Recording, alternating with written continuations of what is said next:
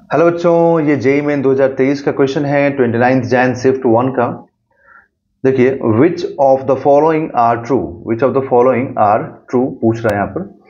A speed of light in a vacuum is dependent on the direction of propagation. ये wrong हो गया।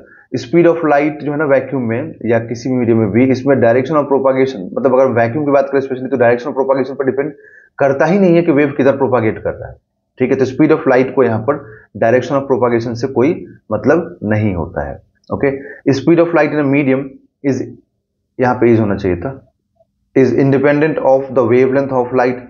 ये गलत है, इंडिपेंडेंट नहीं होता है, क्योंकि स्पीड ऑफ लाइट की बात करें तो v इक्वल टू सी, मतलब सी से डिनोट करते हैं। ठीक है, तो ये होता है वेवलेंथ इनटू फ्रीक्वेंसी होता है, वेवलेंथ इनटू फ्रीक्वेंसी होता है। तो ये इंडिपेंडेंट कैसे हुआ? नहीं हुआ ना, इधर डिपेंड कर रहा है, इसका मतलब ये भी रॉन्ग हो गया। ठीक है, अब हम बात करते थर्ड वाले में, सी वाले में। The speed of light is independent of the motion of source.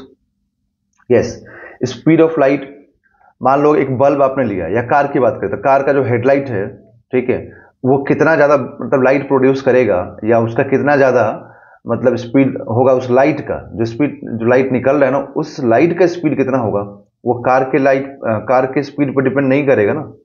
Car खड़ी है तब भी जो लाइट निकल रहा है वो सेम स्पीड से ट्रैवल करेगा, कार मूव कर रही है तब भी सेम स्पीड से ट्रैवल करेगा। ठीक है, तो यहाँ पर क्या हुआ, मतलब ये इंडिपेंडेंट है ना, लिखा गया इंडिपेंडेंट है ना, independent of motion of source, तो ये करेक्ट हो गया, मतलब है सच में इंडिपेंडेंट है। Okay, the speed of light in a vacuum, the speed of light in a medium is independent of intensity.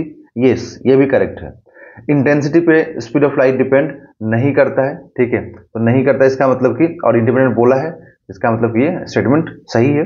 तो सी और डी करेक्ट हो गया, that is option number 4 is a right answer.